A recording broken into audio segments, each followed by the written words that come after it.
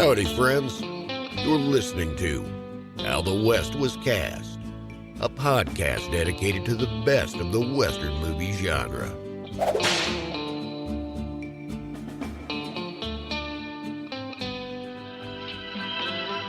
The Outlaw, Gregory Peck.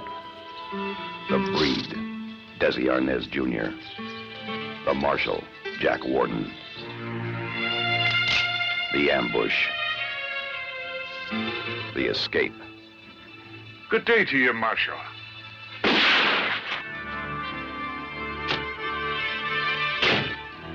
The Pursuit, Against the Odds. Against the awesome magnificence of the land itself. Billy Two Hats.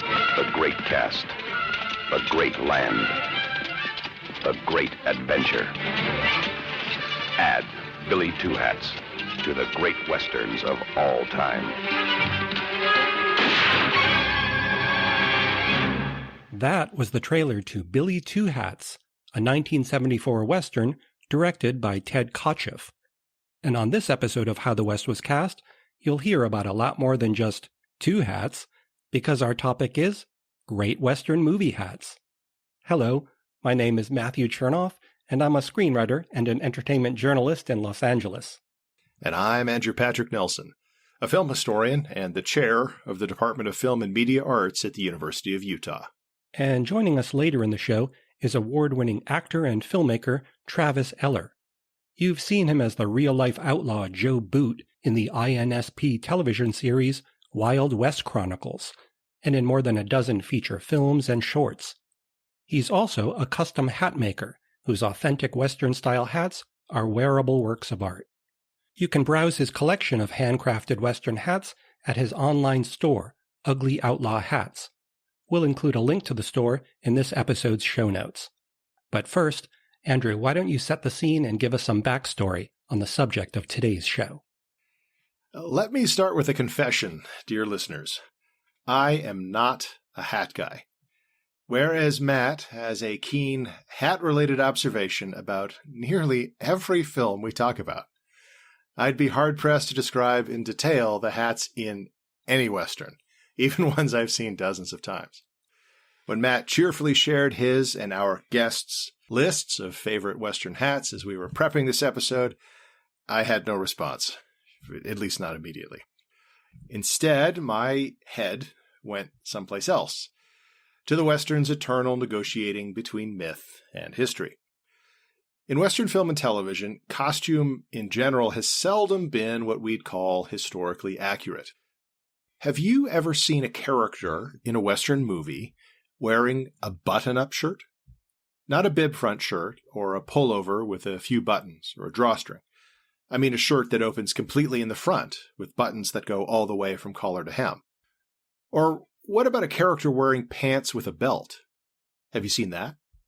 Not suspenders, not a gun belt. A belt that runs through loops on the pants' waist to keep them from falling down. Well, the next time you see either a button-up shirt or pants with belt loops in a Western, it's time to stand up and boo, because those are innovations of the 20th century.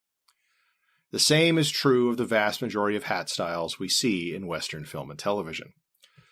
For the working cowboy on the frontier, a hat was a tool of the trade. As one writer puts it, a hat protected the cowboy from the sun and the rain and served as a drinking cup for man and horse. It was used to fan the campfire, signal to other riders, and slap a bronc when he was bucking. Any hat in a Western movie not suited to these purposes is unlikely to have been found on the 19th century range. Some famous hats, like the Boss of the Plains and Carlsbad, made by John B. Stetson, did find favor with cowboys in the late 19th century. Generally speaking, though, what we tend to think of as the typical cowboy hat, the so-called 10-gallon hat with a deep crown and a comparatively narrow rim, didn't appear until the early 20th century, when cowboy hats increased in both popularity and size.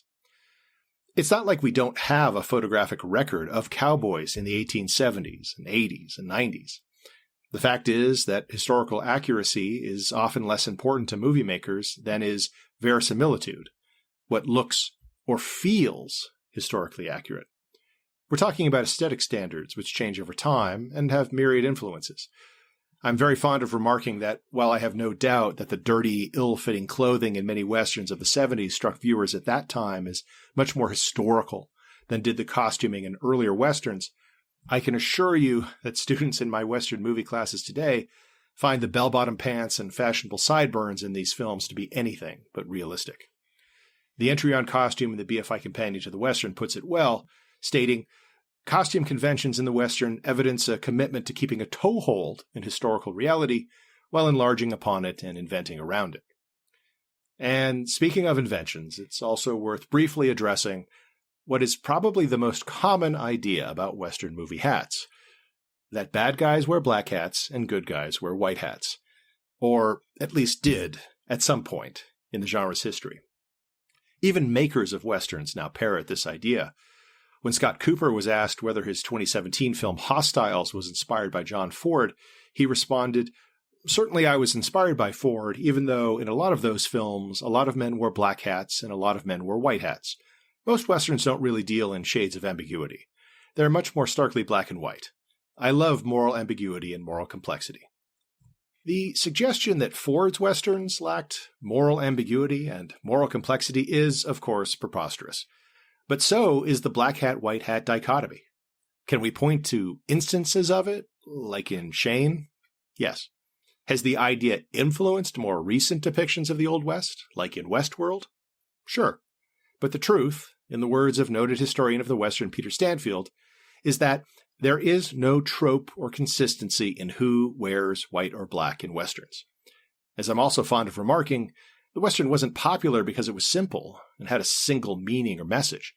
It was popular because it was complex and meant different things to different people, from the hat on down.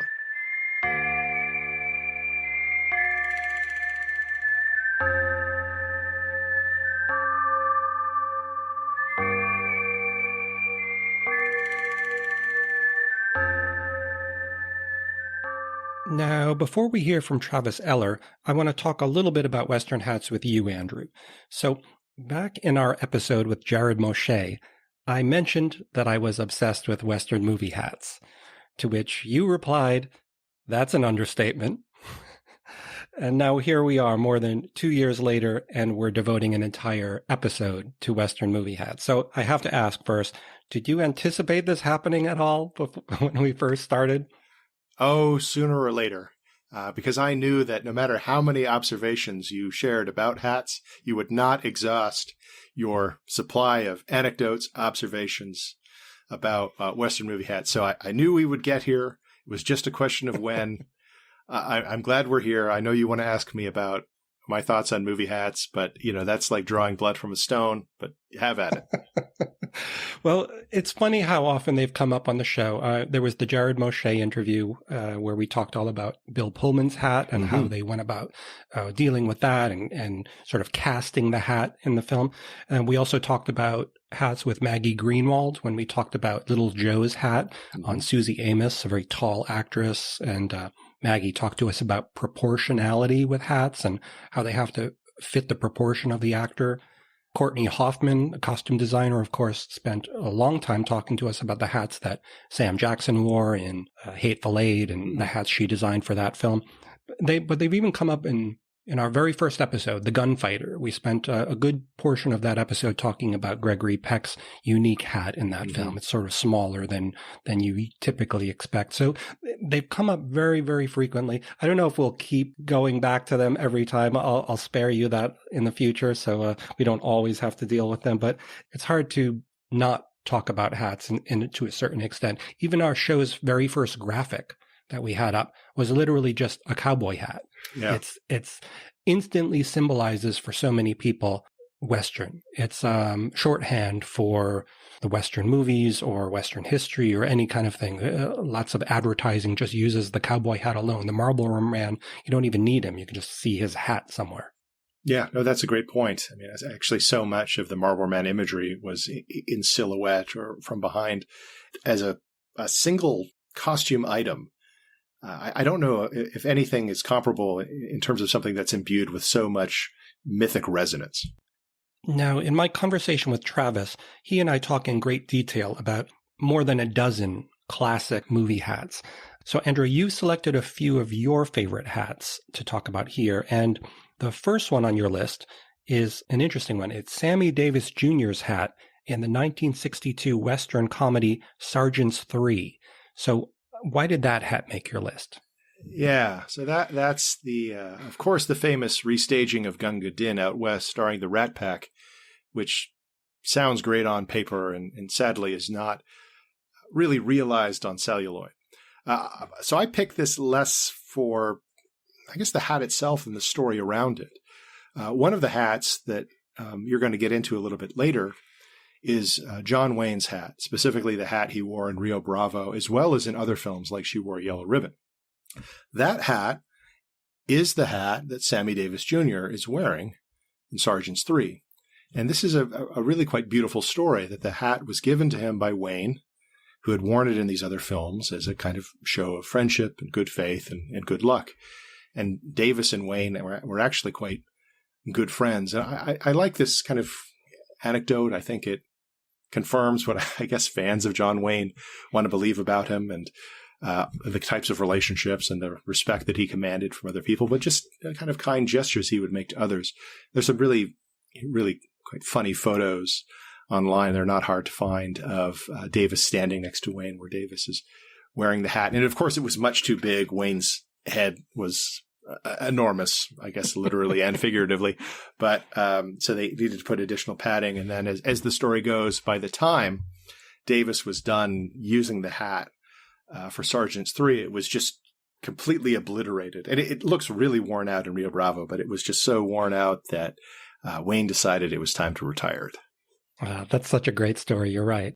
The photos, people really need to check out the photos. Maybe we'll share them on our Instagram page of Wayne and Sammy together. They make such a wonderful odd couple, like you said, with that kind of towering Wayne and the much smaller Sammy. Even the hat, the proportionality of the hat on Sammy is perfect for comedy. Like sometimes, as I was mentioning with Maggie Greenwald, she wanted to get the proportion correct. The hat in Sergeant's 3 is incorrect, which makes it so much funnier. It's perfect for comedy. No, those photos are, as I said, delightful. That's the Western I wish that had been made. And that point about proportionality, I think, gets back to the idea that when filmmakers are casting their eye towards it, they're not really looking so much for historical accuracy as what's going to give the right impression of a particular character. So a hat is always a part of a larger, visual image that the filmmakers are trying to convey that's going to supersede any concerns about historical accuracy. So the second hat on your list is actually more than one hat. That's because you picked Marty McFly's 3 hats in Back to the Future Part 3. So talk to me about this very unexpected choice. Yeah. I have a great affection for Back to the Future Part 3, and let's be honest, what right-thinking American doesn't? Of course, I'm not American. I don't quite know how to get my head around this film as a Western, though, so maybe we'll save that for a future episode. But when it came to hats, for some reason, my mind eventually went here. And what I find interesting is the progression of hats that Marty goes through. So early in the film, when Marty is about to be sent back in time to the Old West, he's adorned in a very, comical 1950s cowboy outfit, kind of like Roy Rogers. He's, it's covered with fringe. It's got some atomic patterns on it. But then the least objectionable component of the outfit is the hat, which is a relatively understated tanned hat of the type seen in Western movies of the period, which he doesn't wear and has to leave behind in the DeLorean. So he finds himself back in the Old West without a hat. Then he's given this ridiculous bowler hat by his Irish ancestor, Seamus McFly. So we're kind of going back in time. And then finally, I guess appropriately for a teenager raised in the 80s, he then dons a Clint Eastwood style top hat, as well as some other affectations of the Eastwood persona, completely out of place in the historical West, Hill Valley, California in the 19th century. But it kind of tops off this interesting trilogy of hats that we get to go through. So we go from sort of the 50s to kind of precursors to the cowboy hat to a cowboy hat that isn't really the type of thing any cowboy would wear. Fitting, I suppose, for a fantasy like Back to the Future Part 3. I think it was a great choice. I had forgotten until you told me that this was one that you were going to talk about. I forgot that there were more than one hat. I just remember him in the Eastwood style hat. I think that's the one you see on the poster. Yes. That's the one I was most familiar with. But I watched it again last night, and you're right. We do need to cover this film at some point, maybe on a sci-fi westerns episode, like similar to our horror western. There's a lot of good sci-fi westerns out there, interesting ones. And the 50s hat in this film, I wish it was on screen more, because it brought to mind that Rustler's Rhapsody. Yeah, which is sort of plays with that same movie history element to it in the costuming as well. Tom Berenger's hat in that film is very similar to the one that Marty almost wears. But it's fun, too, that not only does he wear these different ones, they're referred to throughout the film. Yes. Leah Thompson's character at one point can't believe that he's in the West without a hat. Yeah. She says, like, what do you mean you lost your hat? Like, nobody would do that. Yeah. And then later on, the guys are goofing on him about the bowler hat and what an ugly hat that is. So it's not just something, it's not just a costuming choice. It's worked in different ways, which makes it so much better. I think that's right. And finally, the third hat on your list will come as no surprise to longtime listeners of this podcast. And that's because it's Barbara Stanwyck's hat in 40 Guns. So tell me about this very obvious choice on your end. Yeah, obvious, I suppose. Well, as all the listeners know and all my students know, it is a fact that Barbara Stanwyck is the greatest actress forever and all time. And that makes her the greatest Western heroine forever and all time. So then the question is, well, if she's the greatest, of course, one of her hats has to be the greatest. And which one is it going to be? So I went with the hat she wears, especially early in Samuel Fuller's 40 Guns. So it's a black hat that matches a black outfit. Very ostentatious, very important early in the film to create a strong impression of her character, Jessica Drummond, as a high-riding woman with a whip, not to be trifled with. But what I especially love is the styling of it. She wears the hat both back and a little bit off to the side. And so it isn't the black hat immediately framing her face. You actually see tufts of hair coming out in front of it that creates this interesting gradation of color that I find almost mesmerizing every time I watch it.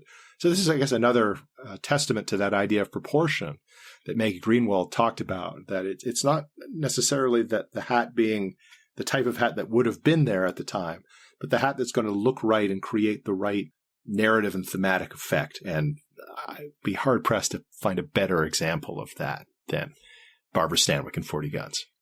This was an excellent choice because it's the only hat that people will probably hear about in this show that isn't meant to be a tool. Right. A lot of the hats you'll hear that Travis and I discuss in our interview are working hats. They're worn by characters who don't really care what their hats look like.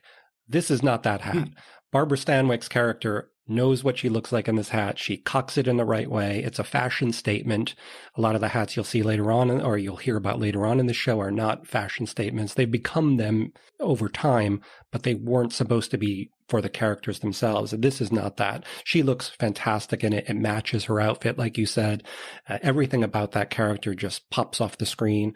It's also one of the only hats that we'll talk about here that has a stampede strap, the little strings that kind of come down and those bonnet strings that hold it onto her face. Yeah. And I think that's because not a lot of male Western movie star hats use stampede strings.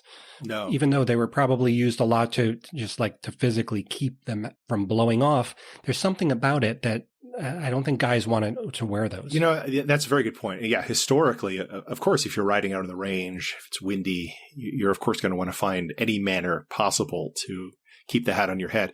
My thought, this is just purely speculation, is that the kind of that chin strap look is associated with young children. So you often see that kind of the caricature of the 50s child with their cowboy hat and their toy guns, and they almost always have the string on the hat, usually done tight up to the chin. So my sense is that was the connotation of that particular thing, and that just wasn't going to work with John Wayne or Burt Lancaster. One actor who it does work with, who wears them all the time, is the only one that comes to mind, is Randolph Scott. Right. He wore them very, very frequently, and wasn't ashamed to keep them kind of tight on him. It just became the look. And I mean, I think it takes an actor his size and that sort of like mountain of masculinity to comfortably wear a stampede strap and still look like he could kill you at any moment. I think that's right. And, without getting into the subtext here, Randolph Scott was clearly very comfortable in his masculinity. Okay, then. Those are some great picks. And with that said, I think it's now time we say hello to a special guest, Travis Eller.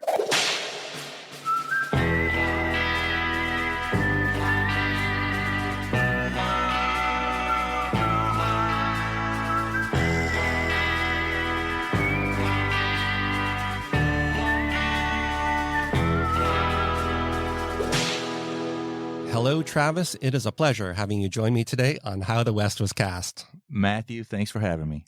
So before we start our conversation, I want to let our listeners know about how you ended up on the show today, because I think it's a story worth sharing. So a couple of months ago, we received a direct message from you on our How the West Was Cast Instagram page. That was a nice surprise. It's always nice to hear from listeners. All right. So we got this message from you, and it was a very generous invitation to come and visit your hat studio, Ugly Outlaw, in South Pasadena, which is not far from where I live. Right. So I thought that was a very kind gesture, and of course I took you up on it. But what was interesting about it was I was already planning to reach out to you to be on the show here. I remember the message, and you're like, hey, I was literally just going to write you about this. So it worked out. It was great. It made me think this was meant to happen. In fact, it was confusing when I got your message, because I was like, did I already email him? Because I didn't have, why else would he be contacting me? So this worked out perfectly. What happened was I was already planning to do this episode. So I started doing some research on Western movie hats. And of course, I came across your site, Ugly Outlaw.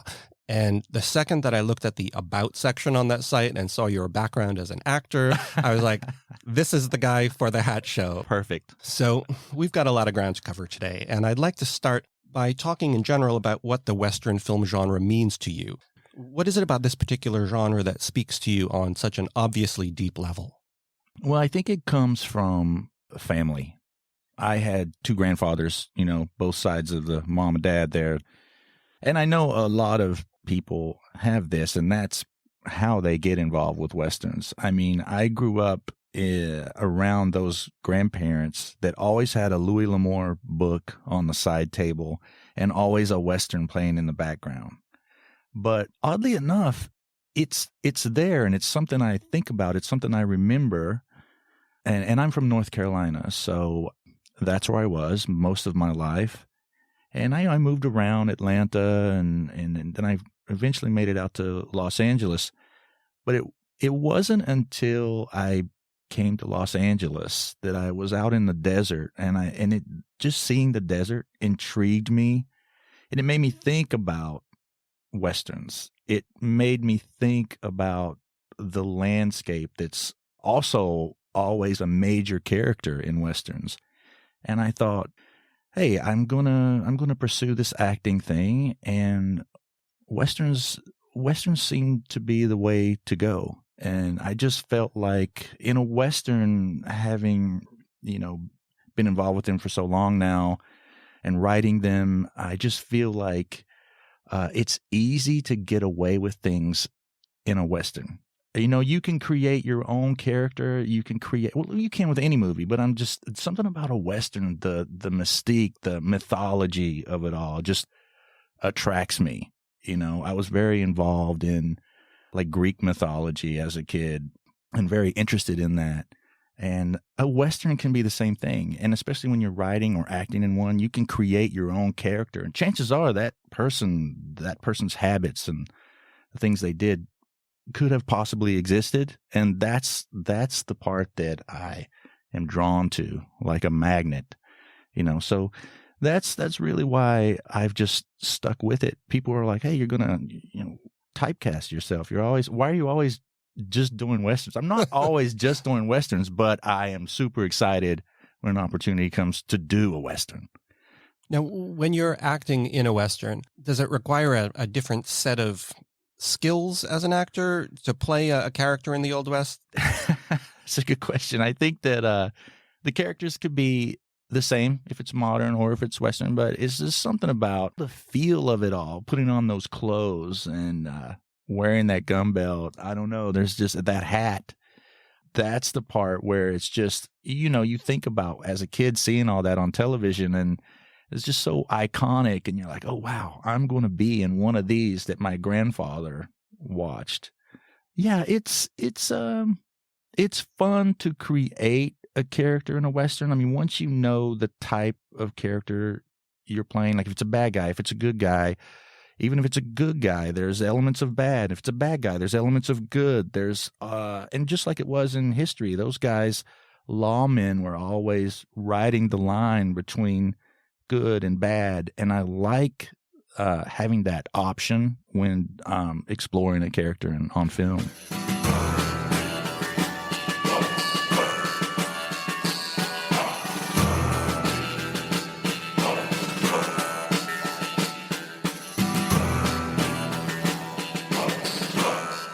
Now, in prep for this episode, you sent me a list of your 10 favorite Westerns. Yeah. So before we get into a discussion about Western hats, I want to talk just a little bit about a few of the titles that you picked here. There's 3 in particular that jumped out at me. Okay. So the first one is the 1929 Western Hell's Heroes, directed by William Wyler. So what is it about Hell's Heroes that made you include it in your top 10 list? It seems like a bit of an unusual choice there. I'm always attracted to a movie with an element of grit. It doesn't matter if it's black or white or in color or whatever. I mean, I'm just, which we should mention that Hell's Heroes is also The Three Godfathers. That's a very popular film. It's been remade a few times. But this version was just so realistic and, like I said, gritty for me. And of course, I like the hats that the guys are wearing. But the story, where it takes place, the way it looks, the acting in the film, it's got this vibe about it that I just immediately was drawn into, because it just seems real, And that's kind of what attracts me to a Western in the first place. But I just love the pace of that movie too, and the way it plays out. And the ending is so epic, and it's going to end that way. It has to, and it's all for those of you who haven't seen the film, it's all about saving this child. And even though these men were really bad men, they made the decision that this child needs to live and it needs to get back to where it belongs. It's a less sentimental version than the John Ford John Wayne version, which, if you're only familiar with that version of The Three Godfathers, it's considered, I guess, the Western Christmas movie, if there's not a lot of Western Christmas films. So right. Three Godfathers is sort of that. This one is, like you said, grittier is a good way to put it. It was a pre-code film, so it could get away with a little bit more, and it does. There are some haunting scenes in it, some death scenes that really hit you in the gut. It's a powerful film. And I'm so glad you picked this one in particular. And it was also shot in Bodie, California, which, the famous ghost town. And it was pre-fire, so you can see a lot more buildings on the street, and really interesting. I love that part of it. So another curious film on your top 10 list that's much more recent is titled In a Valley of Violence from 2016. Now, this is another movie that I don't see on a lot of people's top 10 lists. Yeah. So I love it when people pick those left field choices. And this is definitely that. So why did In a Valley of Violence end up on your list? You know what? That film appealed to me because it had some quirkiness to it. There's some quirks that I like. The preacher in the beginning of the film is an oddball man, and I was attracted to that. As an actor, I'm looking at things like that as well, like the character portrayals. And even John Travolta as a Southern man, I thought pulled it off very well. He did a great job. And I was like, wow. Sometimes when the actors that you think are, you're used to seeing them in something else. You question why were they cast in this film, but he did great. He pulled it off, and I thought he did a good job, as well as the whole dog as a partner aspect. I love that part. We've talked about dogs before on our Hondo episode because, I mean, that's sort of the original Western dog, Sam the dog in that movie. And, Right. You can trace Sam the dog to Two Socks in Dances. Exactly. And then you can track him all the way to In a Valley of Violence. So it's always good to have a dog in a Western. Yeah, it was a fun movie. And also that element of grit was very much there, especially when the vengeance kicks in. That's, Ethan Hawke is not going to take it any longer. And I love where that story goes. Ethan Hawke's interesting. A couple years after In a Valley of Violence, he was in another really good Western, I think. It's another one that I don't hear people talk about too much. The Kid, directed by Vincent D'Onofrio. It's a Right. Billy the Kid movie. Yep. And those two back to back, you got a good double feature there, I think. In a Valley of Violence is directed by Ty West, who's mostly known as a horror filmmaker. He made things like House of the Devil, this new movie that's out now, Pearl. He did a great vampire bat movie called The Roost. I saw him do a Q&A early on that. It was like, I think his first movie. It looks like it was shot in 16 millimeter. Oh, wow. So he's been around for a while. And I guess like all young filmmakers, they all want to make a Western, at least one. And Ty West, I think he did a great job with this one. Yeah, I really like this. And finally, one of the most interesting titles on your list was The Spikes Gang from 1974. Now, this is another movie that I rarely see on people's list, and that's shocking to me after watching it because this is a really good movie. It's now become one of my favorites. Right? I think. Yeah, I recently discovered this movie, and I think it was on Amazon that I found it, and this was great. I mean, from the opening, the backstories of all the characters.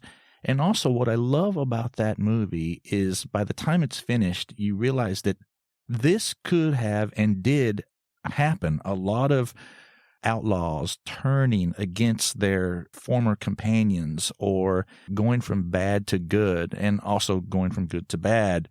And we see that in this film. We see the young characters going from good to bad, and we see the bad character going from kind of well, I guess he goes kind of good. He's still a bad guy, but he, I guess, turns out on the side of the law in the end. Mostly to save himself. Exactly. For people who haven't seen The Spikes Gang, it's part of the long tradition of sort of coming of age Westerns where children or teenagers learn hard lessons by hooking up with some violent men. You see that in different ways. I mean, True Grit has a little bit of that in it. There are several movies where you see kids get taken under the wing of an outlaw, right, and are attracted to the lifestyle or attracted to the freedom. And in this one, it's Gary Grimes, Ron Howard, and Charles Martin Smith. And Ron Howard and Charles Martin Smith were both in American Graffiti like the year before this. Right. And our main guy, Lee Marvin. And Lee Marvin, of course. He is Spikes, who takes these 3 young farm boys under his wing and teaches them some lessons that you'd rather not learn. By the end, this is kind of a rough story. Yeah, it is a rough story. And it, I mean, I guess I could say I was a little shocked at the ending, but after you absorb it for a little bit, you're sitting there and the credits are rolling. You're like, well, yeah, that's probably the realism of what was going to happen. And then I'm fine with it because that's just the way it went down in history. Will, Todd, and Les left their homes and set out to find some fun, excitement, and adventure.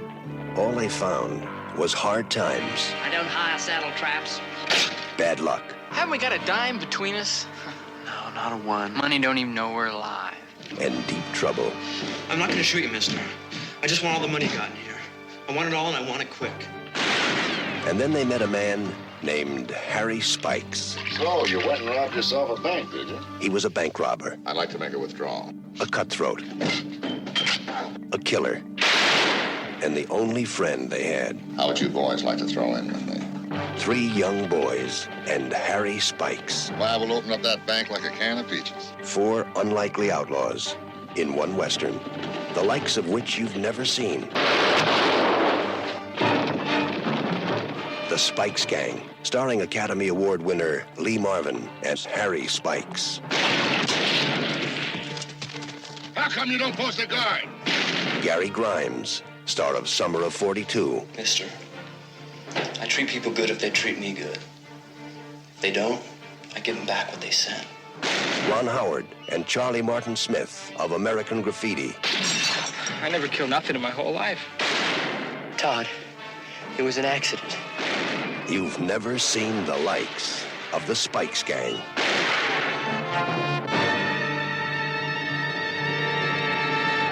Now, before we jump onto the main part of our conversation about hats, I want to just run down some of the other films that were on your top 10 list. Sure, we won't go into them. So just for listeners who want to know the rest of Travis's picks, there's The Gunfighter, which we did a whole episode on. There's Comanche Station, a great title.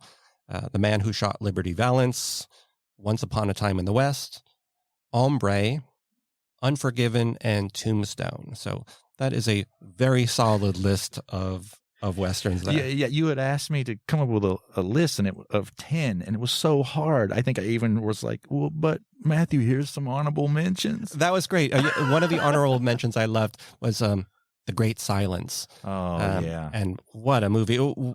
One of these days, we're going to do a winter Westerns episode. Oh, yeah. There's so many subjects to cover. And when we do that one, The Great Silence is like the top film for me anyway. Yeah, it's so good. So now it's time to talk about the main subject of this interview, which is Western movie hats. To start with, your professional interest in Western hats actually stems from a disappointing real-life experience you had on the set of a movie while you were acting. Yeah. And it involves a hat. So Right. so can you tell me that story? I was on set of an independent film, and my character was an outlaw who had been in the desert. His horse is gone. He's carrying his saddle.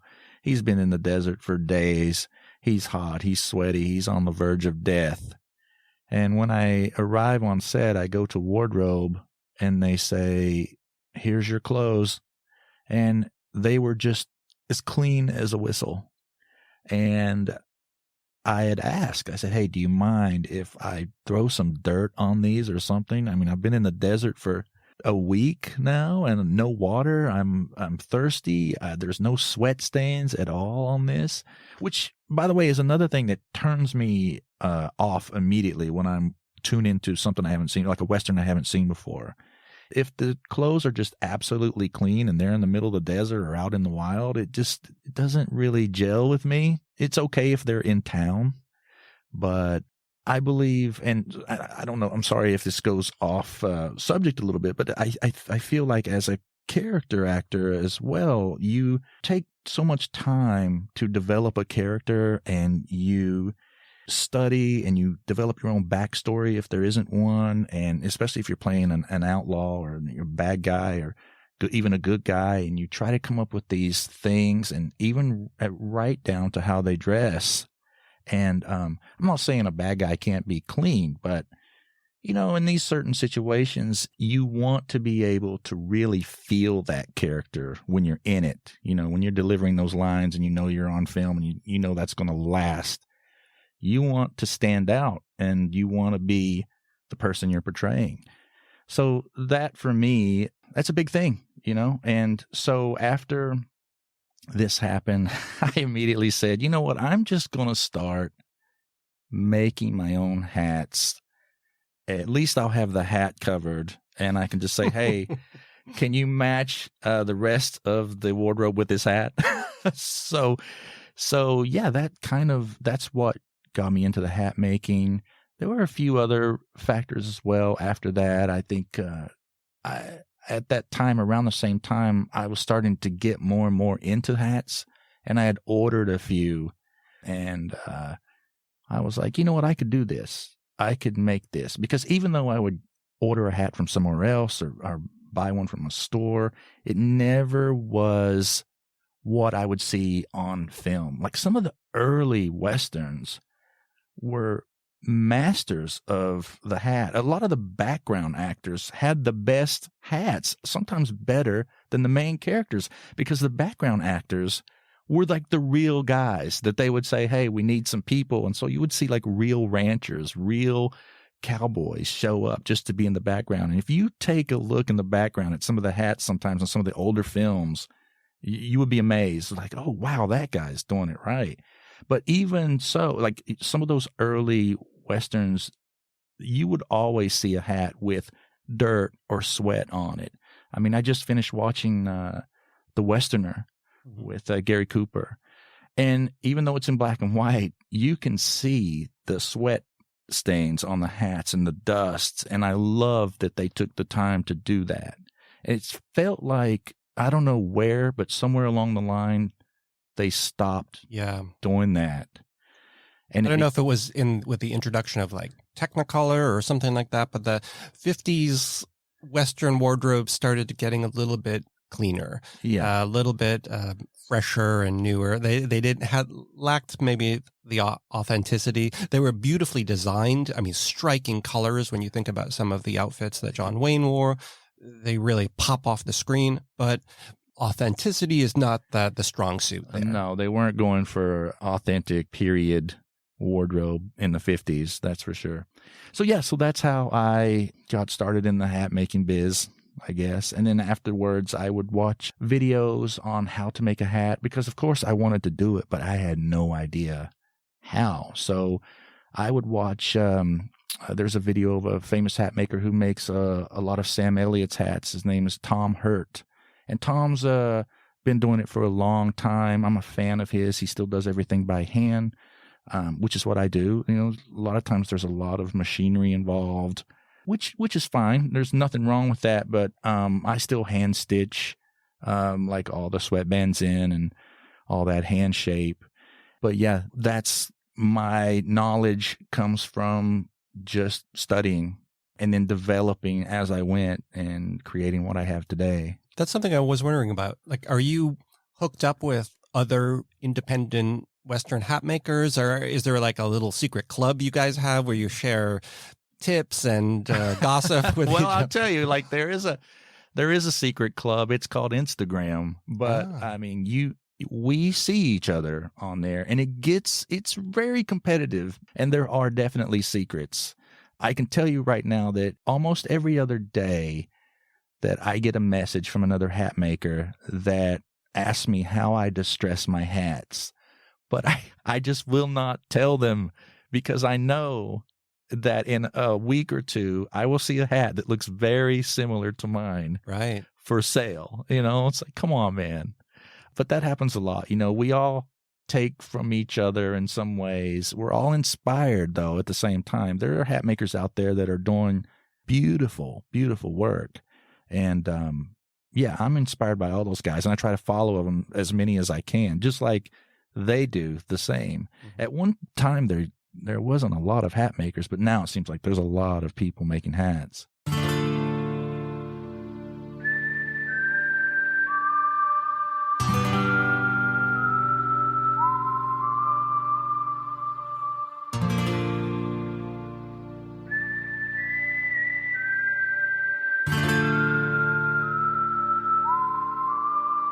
Now, one of the things that I love most about Western hats is the variety of shapes you find. I mean, you've got the iconic cattleman's crease. The shovel brim has been really popularized lately thanks to Yellowstone. There's the teardrop style, the gambler crease. There are so many different shapes to cowboy hats.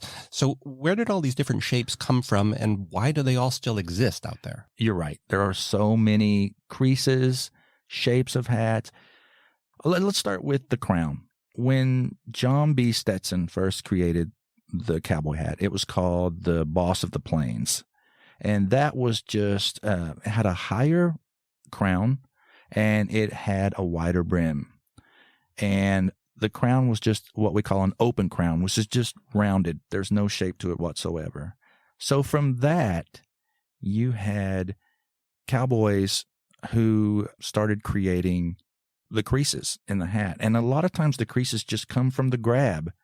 We have to remember that the cowboy hat was a tool first and foremost, it was a way to keep the sun off of their head and a way to keep them cool and just protect them during weather, period. And they used the hat in that way. And they didn't think of it as a fashion statement. But as time went on, things did kind of become that.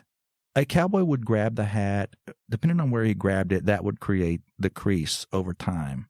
So a pinch crease, for example, is very easy because it would be when a cowboy takes his hat off, he grabs it from the front, and the front would start to indent in, and that would create the pinch crease.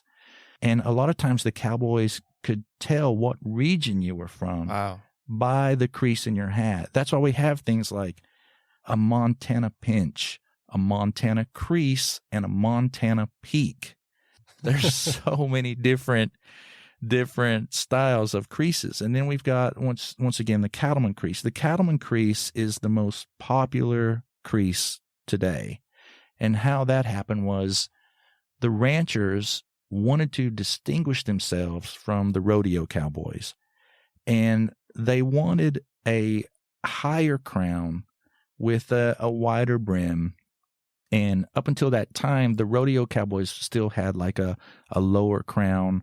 And the ranchers didn't see that as really useful. They wanted something that the higher crown you have, the further you can pull it down over your head.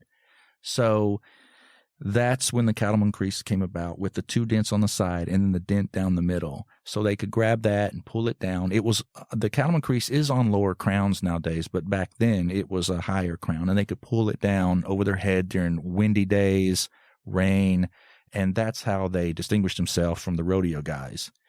As far as the curls on the brim, that's also it has its own history there as well. You know, you always see the tintypes of the cowboys with the front just way up in the air. You never see, it's very rare you see a full hat. I mean, they've always got the brim just folded all the way up. Well, there's a couple of reasons why they would do that. One reason is because the sights on the old rifles, like a muzzle loader, were very high. So in order to act fast, they would fold the brim up so the sight wouldn't hit their hat. In other words, if they're raising the gun up, they would have to take their hat off or tilt it up. That just wasn't fast enough. If they were on the run or had to shoot in a hurry, they wanted to be ready, so they would have their brim folded up so that sight wouldn't get in the way as they fired. Now, the curves on the side, believe it or not, a lot of men back then were fans of the Three Musketeers, you know, and they were influenced by that. So a lot of times they would curve their hats up on the side, really flamboyant, and that's where that came from. And then it kind of evolved from there, and then you get all these different creases and folds. Even ranches, and there would be thousands and thousands of acres, the ranches would come up with what was called a family crease. Wow. So everyone who worked on the ranch would have to crease their hat a certain way. That way, if they ran into someone, you know, we're talking miles and miles of land here. Right. If they ran into someone out on the land, they would know if they were part of the ranch or part of the neighboring ranch, which would also have their own crease. So that's how that came. Almost like instantly reminds me of gangland colors. It totally is like, that's the first thing I thought about. I was like, wow, it's like a way of identifying, you know, the difference between your gang and their gang. Right. And then so over time, these grabs that you're talking about, where you keep just naturally reach up and you grab your hat from the front and it starts indenting on those hats. So after a while, other cowboys would see those hats and start thinking like, that looks kind of cool. Exactly. And then they start maybe adjusting theirs out of like purpose then. And it becomes, and that's how it evolves. Exactly. That's exactly right. Also, like I said, the cowboy hat was and is still a tool, and that's how they would use it. Even they would go as far as like put things in the band of the hat. You know, they would use the band to hold things like toothpicks or extra horseshoe nails for if their horse needed a nail, they would have one just to grab really quickly. Like an extra pocket or something. Yeah, exactly. So now, what are some of the most popular shape requests you get at Ugly Outlaw? What are people asking for? I get a lot of request for movie hats, but also mostly the teardrop shape is still really popular with my clients. But yeah, for the most part, I'm getting requests for like the hat Kevin Costner wore in Open Range. I see, like specific hats. It's almost like when you go into like a hair salon and somebody will come in with like a I'm dating myself. Some woman will go in with like a photo of Farrah Fawcett or Right. Jacqueline Smith or one of the Charlie's Angels and say like, could you make me look like this? That's exactly. Yeah. Love your shining hair. Something beautiful happens in the sun and air. Fabergé introduces Farrah Fawcett shampoo. Farrah, light is shining there. A new shampoo with vitamins, minerals, protein, and herbs. Something beautiful happens to your hair. Farrah Fawcett shampoo. Something beautiful happens to your hair.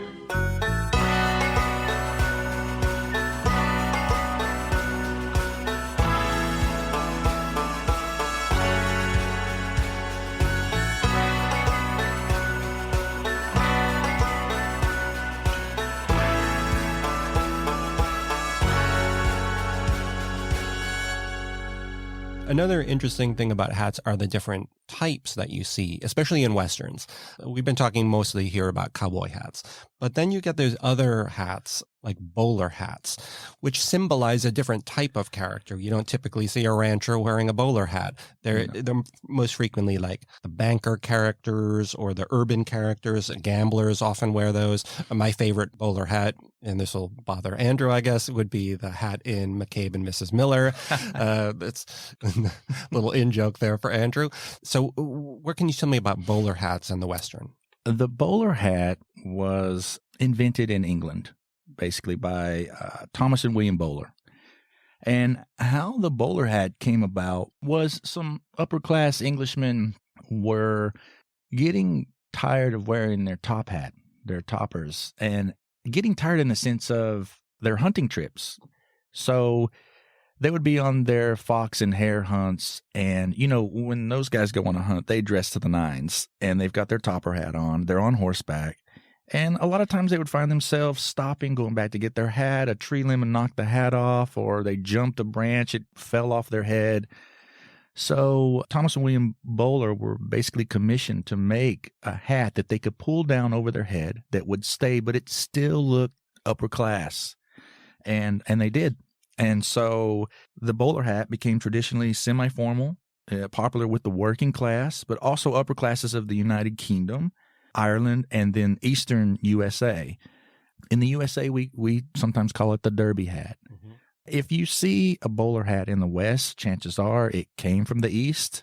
You know, I recently created a bowler hat, and I called it the Man from the East, because we're going to see a lot of bowlers and Westerns because it probably came from that direction. Well, as most people did, of course. But yeah, the bowler was a good hat because you could pull it down and it would stay on your head. And because of the short brim, the wind didn't really take it. So when you're on horseback and you had to go fast, the bowler was a good hat to stay on your head. Now, you mentioned toppers, top hats. Now, one of my favorite Western style of hats, and I've been wondering, is there a difference between a top hat and a stovepipe hat? Because I love Clint Eastwood's stovepipe in Pale Rider. Oh, yeah. It's one of my favorite hats. It's just such an iconic hat. I mean, that's one of my favorite Eastwood movies. And there's also a great stovepipe that features into the story in El Dorado, that James Caan's character, Mississippi, John Wayne keeps busting his chops through the entire movie because of his hat, because nobody else is wearing a stovepipe. So is stovepipe just a synonymous with top hat? Well, yes, kind of. They all have different links. Look at Abraham Lincoln's hat, for example, and then, you know, from there you can go down. Right. So the top hat was also the top hat, the high hat, the silk hat, the cylinder hat, the chimney pot hat, the stovepipe hat. It was nicknamed the topper. And the collapsible one was actually called the opera hat. You know, you see that in a lot of vaudeville performances, and the guys would just flip it open really quick. The top hat actually kind of went out of style by the end of World War II. But yeah, it just wasn't as functional as the average cowboy hat after a while. Speaking of top hats, why is it that undertakers in Westerns, stereotypically, they all wear black top hats? They have this sort of like, it's become synonymous with this like ghoulish character. Even in that animated movie Rango, the Black Widow spider, who's the town's undertaker, they gave him a top hat, a black top hat. What is that connection? You know what? You're right. Yeah, most Disney films always depict like an undertaker or someone evil with a top hat on. I don't know. It's very Jack the Ripper. Yes. Yeah. I mean, maybe it's because the undertaker is supposed to seem distinguished in some way when it comes to take the dead. I don't know. It's it definitely creates a certain look. I just watched, actually, on Amazon, I just watched The English. Oh yeah, I just started that. Yeah, and there's a scene where in the beginning, one of the villains of that is wearing a top hat, and it's definitely associated with villainy, I think, as well. And that, so in that case, I look at that actor wearing that hat, and I was like, you know what, that fits him. I couldn't see him in anything else. He's killing this role. Everything just fits about him. And that goes back to what I said before about having the right attire to fit your character. And I think that's what, in a lot of Westerns, that's why the top hat comes into play, because it just fits.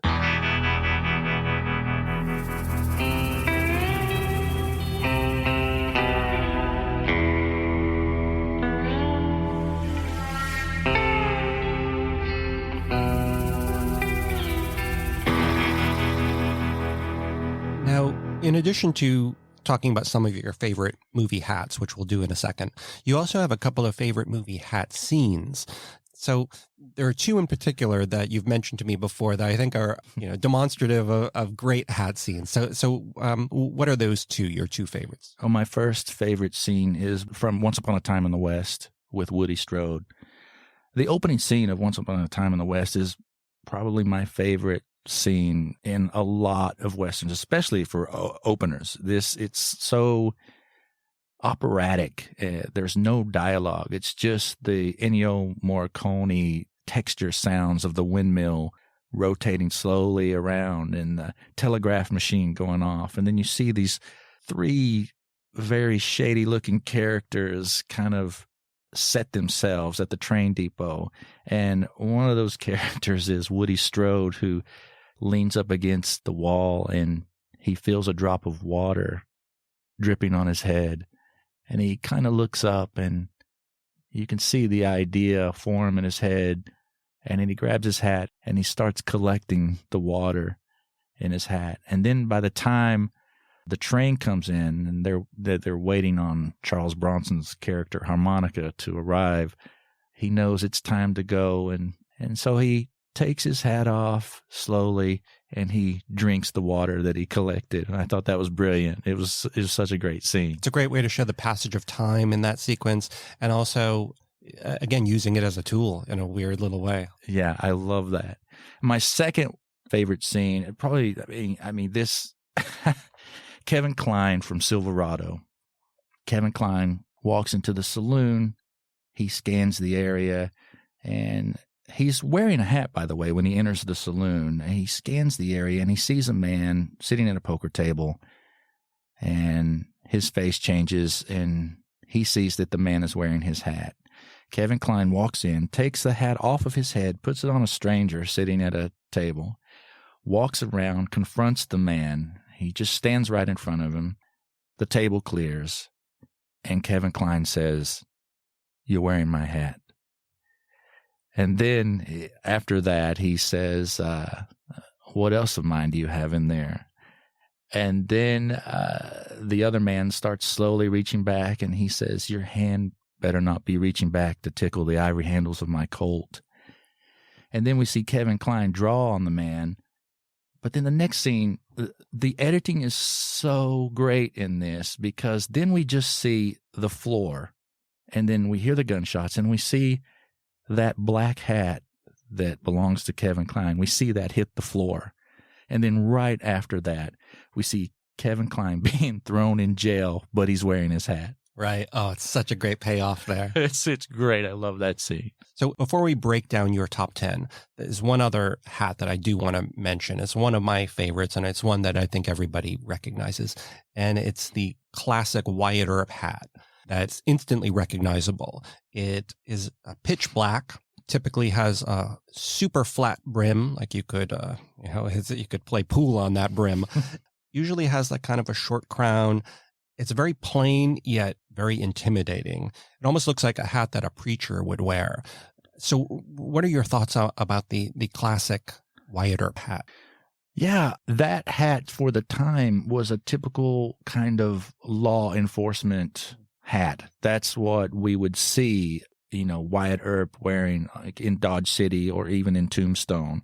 I think he just stuck with that. I think it's part of the uniform, something that a lawman would have. It's the boss of the plains, basically, from, one of Stetson's first hat. That seemed to be what a lot of lawmen kind of adopted and kept that style. Yeah, you can't go wrong with that. I mean, that's one of those hats that, especially on Wyatt Earp, I don't know if it's because of the man or it's just intimidating. It is. It's so unadorned. So it speaks to a character who doesn't have time for pretty creases or any personalization. It speaks to utilitarian. It's black, which tells you don't mess with this person. Yeah, I'm strictly business.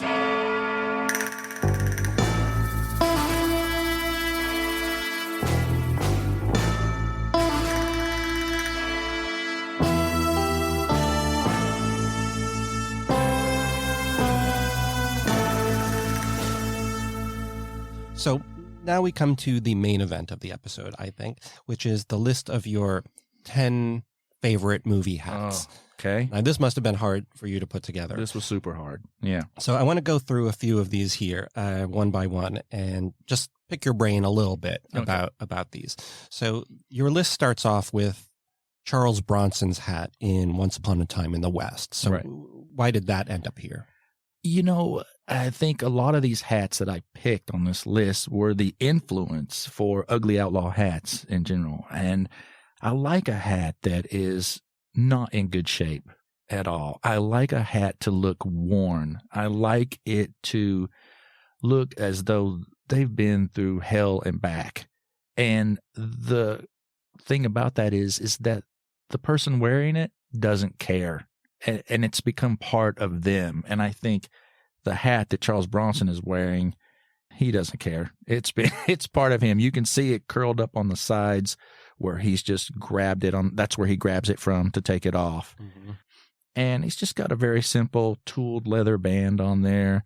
There's a couple of little bites or rips in the hat. I love that. Like, they didn't take time to make our hero look pretty. Mm-hmm. And that's what I love.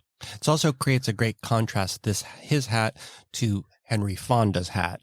They could not be more different. So you set up hero villain very quickly. That Fonda's almost wearing the Wyatt Earp style hat, that black flat brim, don't screw with this character. Exactly. The second hat on your list is John Wayne's hat in Rio Bravo. Also, John Wayne's hat in She Wore a Yellow Ribbon. Right, so same hat. It's the same one. It's the same one. And I think he even wore it again in a few more of his Westerns. But you can tell because by the time we hit Rio Bravo, he's got a nice rip in the front. It's still maintained its shape somewhat, but he's got this rip in the front. The brim is curled up.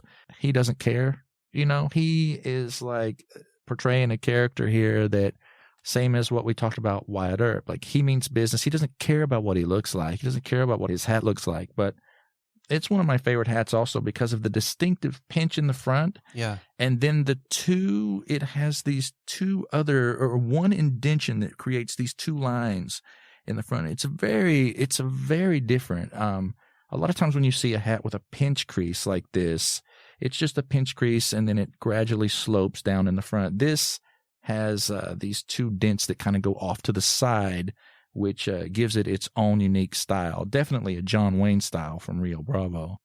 Another hat on here is from a film I have to admit I haven't seen, and that's Old Henry.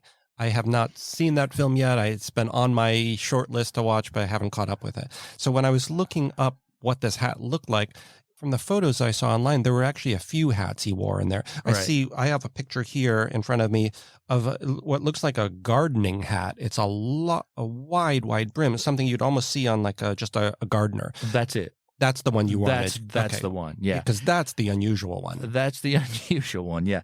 And by the way, this movie's great. I think, honestly, it was one of the best Westerns I had seen in a while.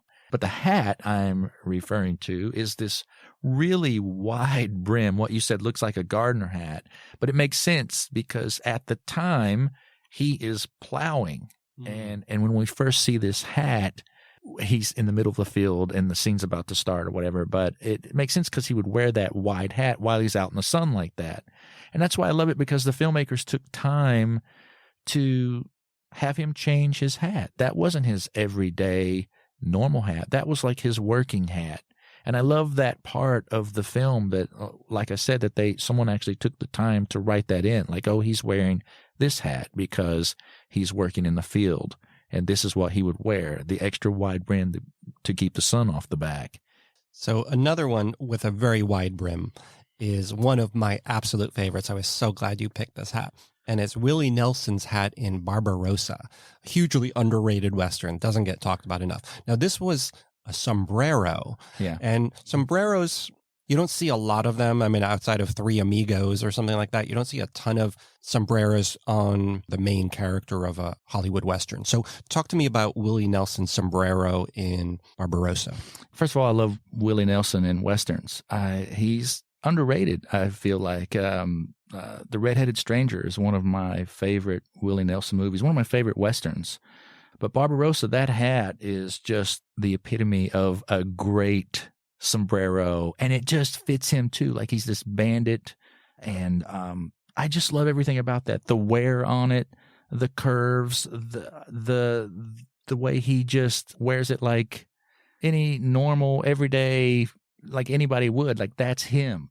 And we have to remember too that the hat comes from the Mexican vaqueros. Like, the cowboy hat, the beginnings come from them.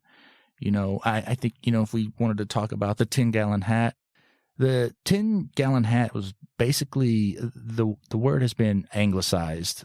So the cowboys, American cowboys, would notice the vaqueros wearing what they eventually called a 10-gallon hat, which is basically a sombrero.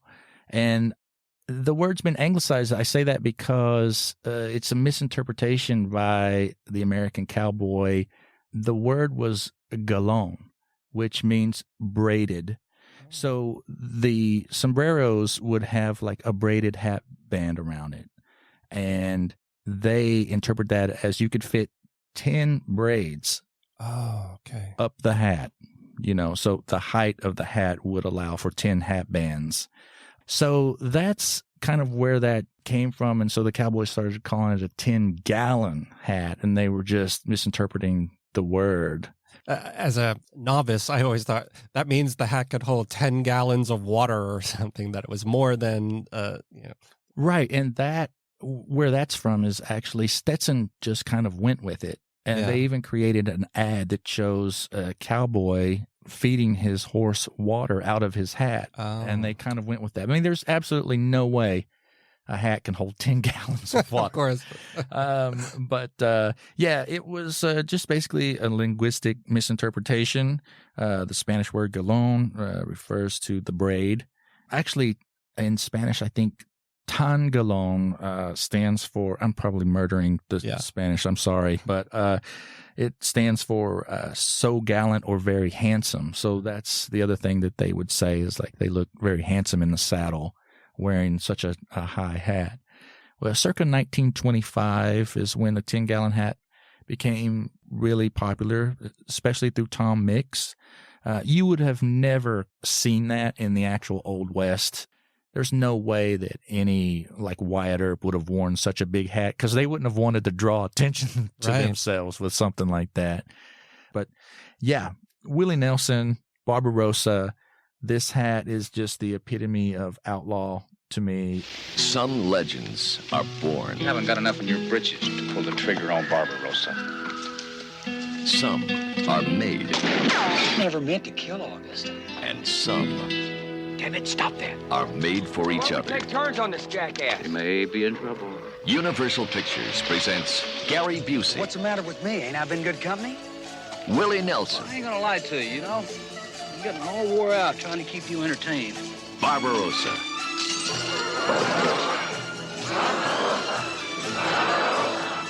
Two friends. Careful, you're kicking rocks all over and me. The legend. You missed him. That was bigger than both of them. What the hell are you doing?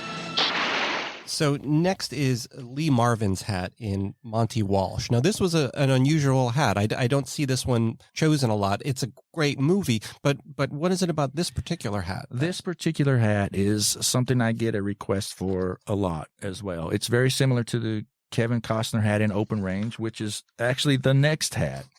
This is what we call the Montana pinch. The way it's just pinched in the front with the two dents in the side. It is a very distinctive look, but what I especially like is the fur hat band that he has going around there. That was very unique to me. I had never seen that. I still don't see much of that. Now, like hat band wise, you usually see like just a ribbon or a piece of leather or some kind of fabric wrapped around. But this strip of fur I thought was very interesting. It's something I definitely want to do with my own hats if I can find a strip of fur like this. Nice. But yeah, that's kind of what the appeal was to me in this. Monty Walsh, cowboy, born in 1843, died when he had to. Don't ask if he was real, because he was as real as the West.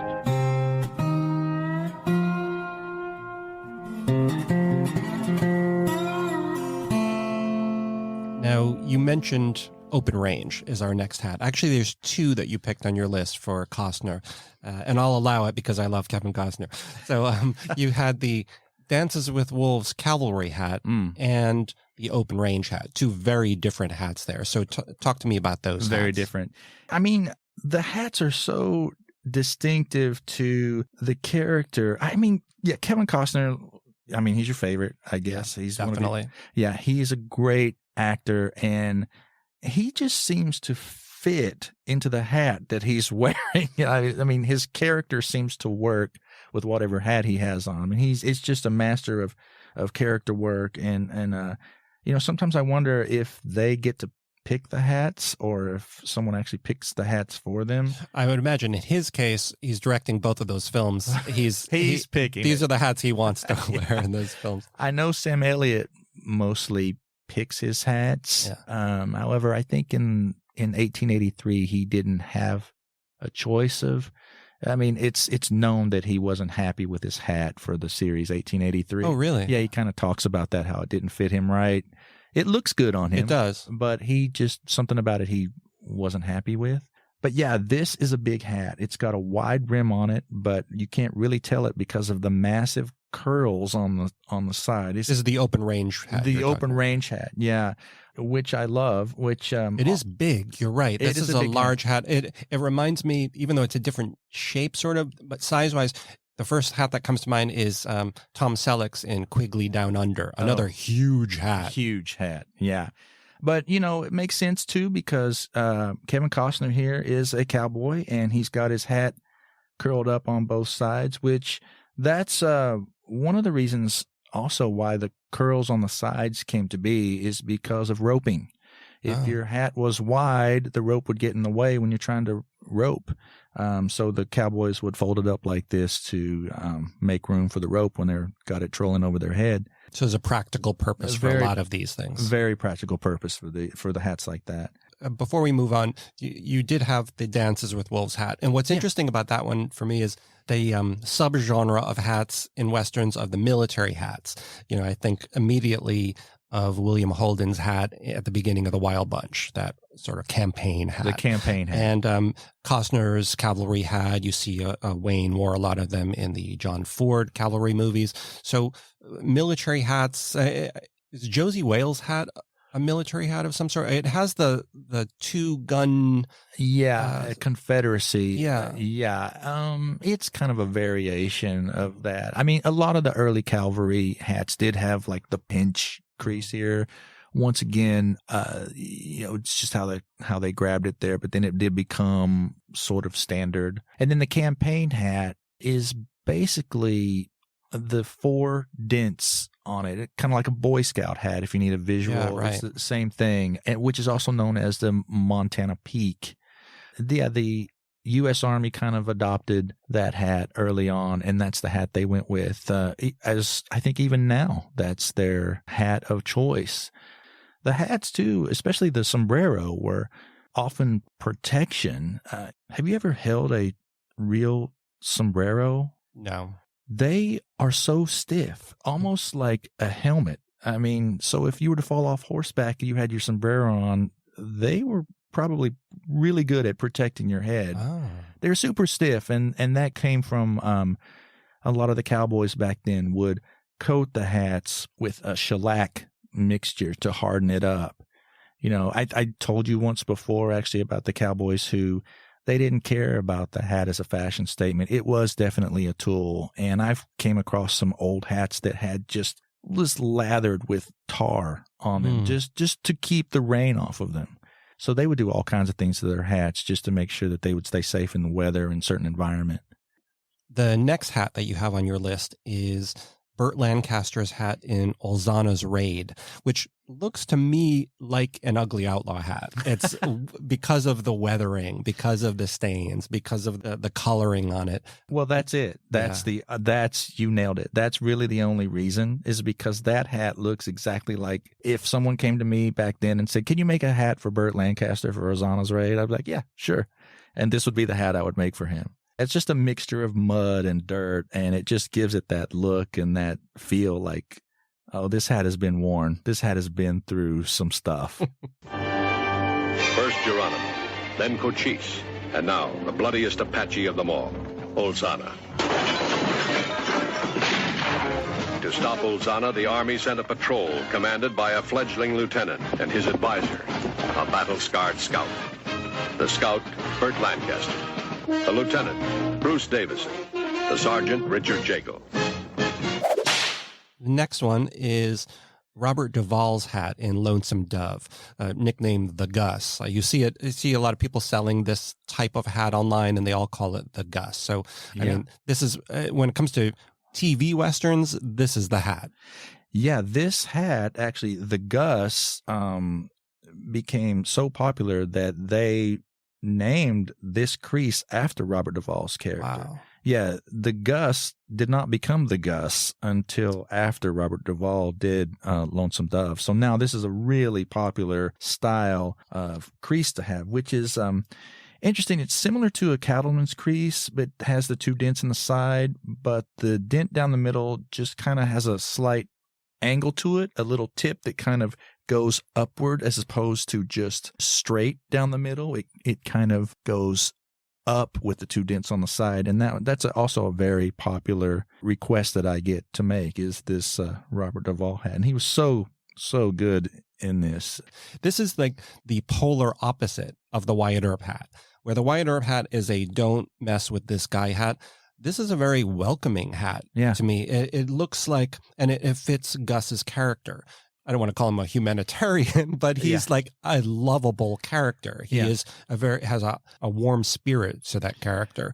So this hat reflects that in a lot of ways. It's a hat that says, like, you can kind of talk to me.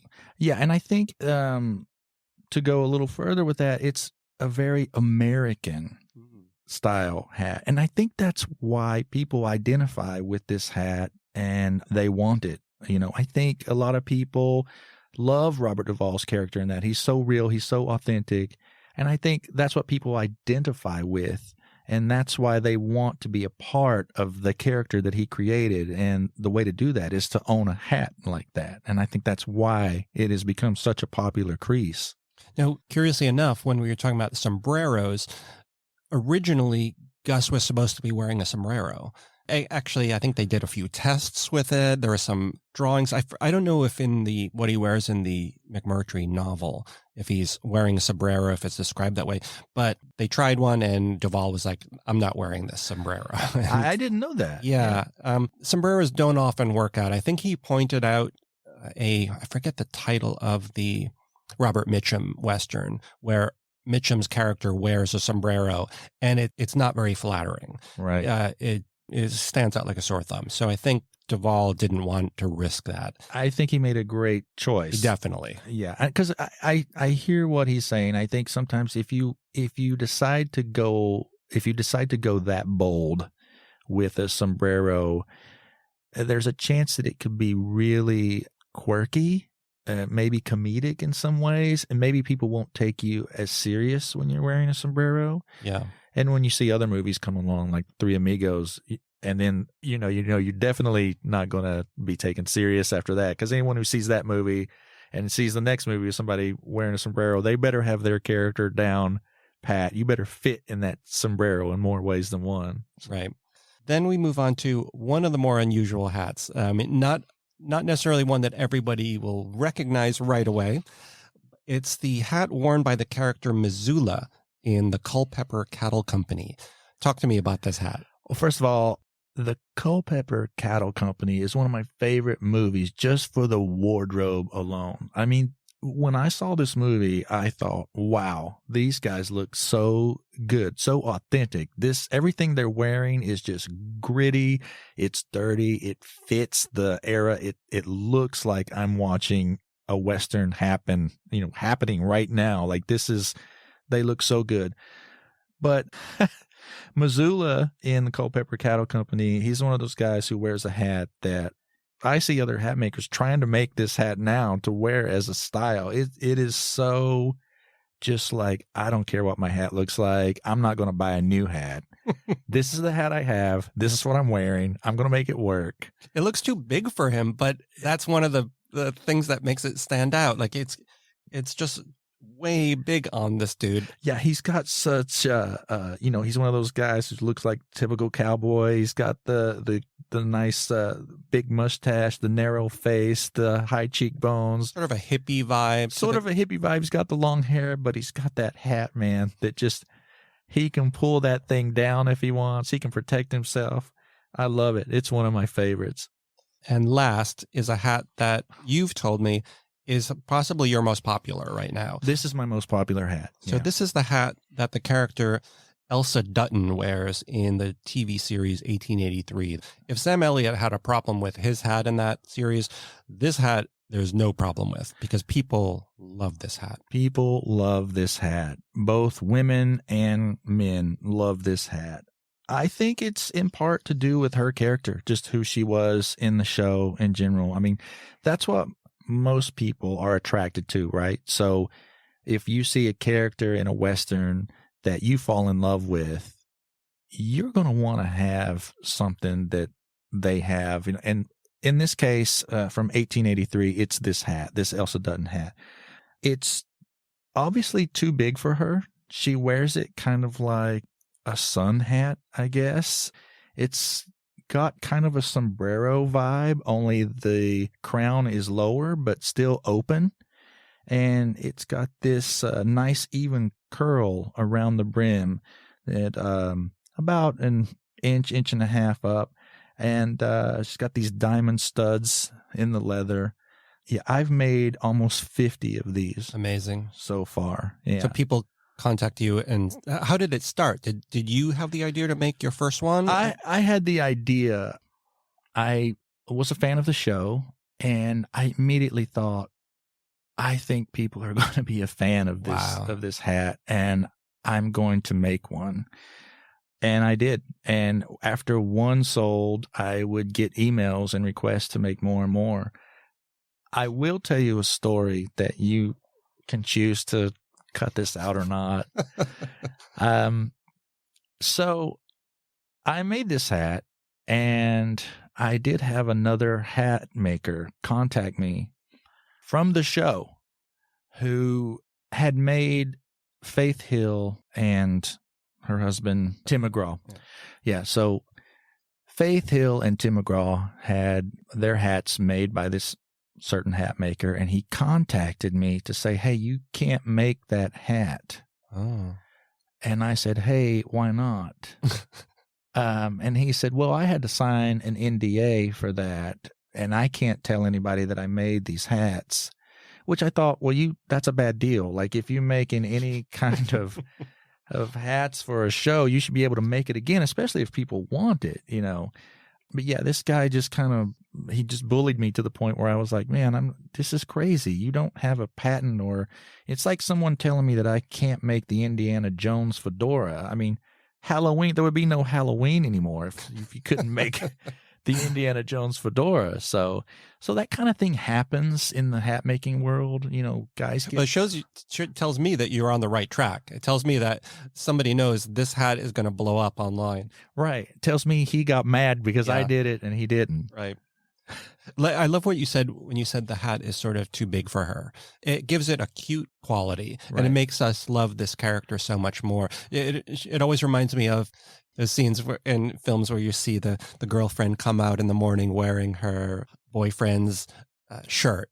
Right. And it's too big for her, and that the arms hang down, but it looks so adorable. Right. This hat has that adorable quality to it. Yeah, and I think that's the attraction. I've seen the thing in real life in your studio, and it's impeccable. I mean, you nailed it. It looks like there are a lot of good reference photos out there. So when you recreate a hat like that, you how do you do that? You use a lot of reference. Yeah, you're exactly right. Like, if someone sends me a picture of a hat that they want, like from a film, I try to find as many photos as I can. I'm zooming in. I'm looking at every detail.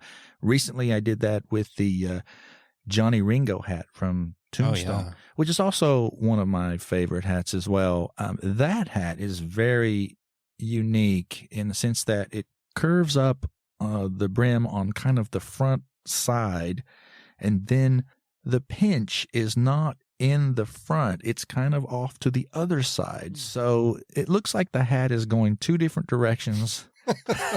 Only it's straightforward on your head. And that one is actually pretty tough to make. I mean, you got to nail that pinch that kind of goes off to the side like that and still keep the oval in there to fit on somebody's head and still be straight. But it's a fun build. That's one of my favorite ones. But yeah, for that hat, I specifically went and I looked at all the photos I can, all the still images from Tombstone, zooming in, looking at the horsehair band, trying to find a horsehair band that I could put on there and match it up exactly. But yeah, it's a lot of researching and making sure. I mean, just to find the diamonds on the Elsa hat, that took me a while to try to find the diamond studs. It's great that you go the extra mile too. Like, you have diamond studs. You're not just like, these are round studs, but they'll do in a pinch. Like, right. You're close enough. It's great. I mean, Yellowstone really has influenced style in a way that I think people weren't expecting. Oh, yeah. It's brought Western fashion back to the mainstream more than anything I've seen in decades. There are a lot of stories now out there about how the sales for Wranglers alone have just blown up. People want to look like these characters. So I think that's good for business. Yeah, exactly.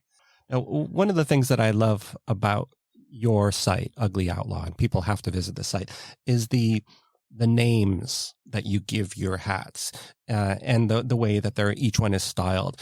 Each one sort of tells a backstory in a way for a character. You can see the writer in you coming out in the way that these hats are named and titled and decorated. So where do those ideas come from? Well, I think that a lot of those ideas come from a number of things. When I'm back in the workshop, I'm usually alone. And when I'm creating something, my mind just automatically goes to that. I'm always thinking about characters, or as a hat starts to develop, even before a hat develops, I may have an idea. But as I'm making it and I start to see things and I start to envision the type of person that would wear this hat. And then I start to create a backstory. I guess that's the actor in me, like just doing that. It's also how I stay busy. If I don't have an acting job, I still want to be involved in some way in the process of acting. So I incorporate that process into my hat making, which involves me coming up with the backstory and the writing about the character that would wear it. But yeah, I try to do it by region sometimes as well, like the Montana Gold Digger or something like that. I'll come up with the name and come up with a backstory for that. It's just a way for me to immerse myself in the world of Westerns that I love so much. You know, it's a way for me to kind of show my love for it. So if listeners might be interested in ordering a hat, well, talk to me about sizes. How do they figure out what size they are so that they know what to get from you? Number one question I get usually when I get a message is, how do I measure my head? You got to keep in mind, too, that this isn't like going to Target or a Walmart or something and picking up a hat. And those hats are such a different quality than what I make. I mean, the hats I make are 100% their fur, and they are pricey, but they're expensive because they cost me a lot of money to make. You know, hats are not cheap. And if you're getting a custom hat, it should last you for a long time. But how to measure would be just take a sewing tape, tailor tape, put the tape just above your brow where you want the hat to sit, and measure that. And centimeters usually gives the best reading. It's on the flip side of the sewing tape. So if you just give me that reading, I have specific hat blocks in those sizes, and that's how I would make the hat that's going to fit you. But yeah, just a sewing tape, tailor tape. You probably got one in your sewing kit somewhere. That's the easiest way. And that's how we get the size that you want. Now, in addition to making Western hats, you also wear a lot of Western hats in the movies that you've acted in. And one of my favorite films of yours is actually streaming right now on Amazon. I watched it the other night. It's a short called Only God Forgives. And now, in addition to acting as the lead in this short, you also wrote it. And it's a terrific short. People have to check this out. So can you talk a little bit about how that project came about? Like I said, I have this love for Westerns. And if I'm not making one or if someone's not offering one, I'm writing one. And I have a partner, Tino Luciano. Already that's a spaghetti Western. Yeah, right. And we have done a lot of films together. He has a lot of resources. He had been making Westerns long before I really was able to make them. And he kind of helped me along, gave me lots of resources, and we worked together to do a lot of these shorts. And we both do it for the same reason, for the love. You know, we just want to get our stories out there.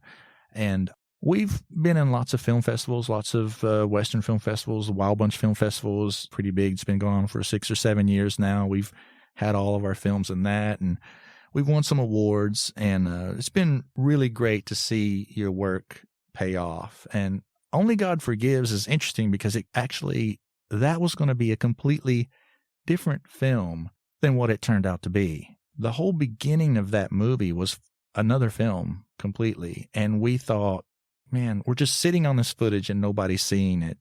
So what can we do? So I sat down and wrote what would come next after the town scene. And then what you see is as the kind of middle and end of that story. It feels all of a piece, though. What's interesting about that film is that a hat plays a key role in the ending. I don't want to give away the ending, but literally part of the ending hinges on a hat. Yeah, it does. That was actually, that was accidental. I mean, yeah, it does. It really does. Yeah. Yeah. I remember that first part of the film was shot years before the next middle and end were shot. And I remember thinking, oh man, will my clothes still fit? Will this hat still work? And I've got to grow my beard back out again, and I've got to make sure I look the same. And that was kind of a small challenge in itself. But yeah, I'm super happy with that film.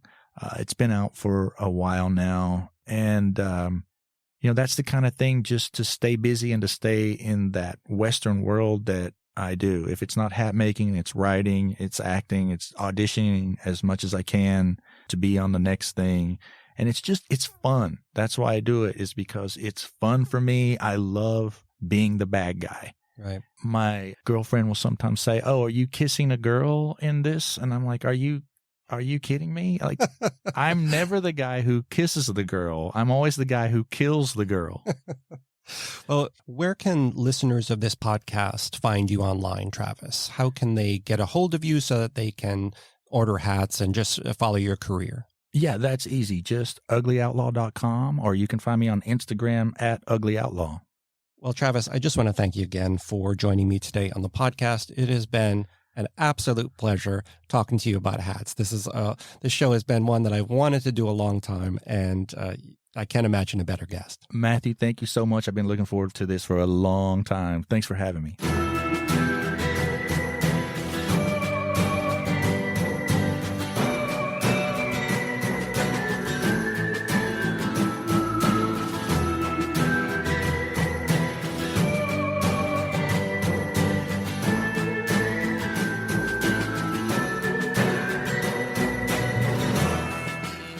Well, that wraps up our Western Hat episode. But before you go, be sure to follow us on Twitter, Instagram, and Facebook. You can find us at Western Podcast. That's at, as in the at symbol, Western Podcast, all one word. Tell us about your favorite Western hats, or suggest another topic that you'd like us to cover in a future episode. Also, if you enjoy our podcast and want to help support it, the best way to do that is by subscribing to it on whatever platform you use. Simply click the subscribe button and you'll never miss an episode. Until next time, I'm Matthew Chernoff. And I'm Andrew Patrick Nelson. I have yet to take the bait about McCabe and Mrs. Miller, and you've been listening to How the West Was Cast. Well, that was our show. We thank you kindly for listening and hope you'll come back again real soon. Till then, keep your saddle oiled and your guns greased. We'll be seeing you.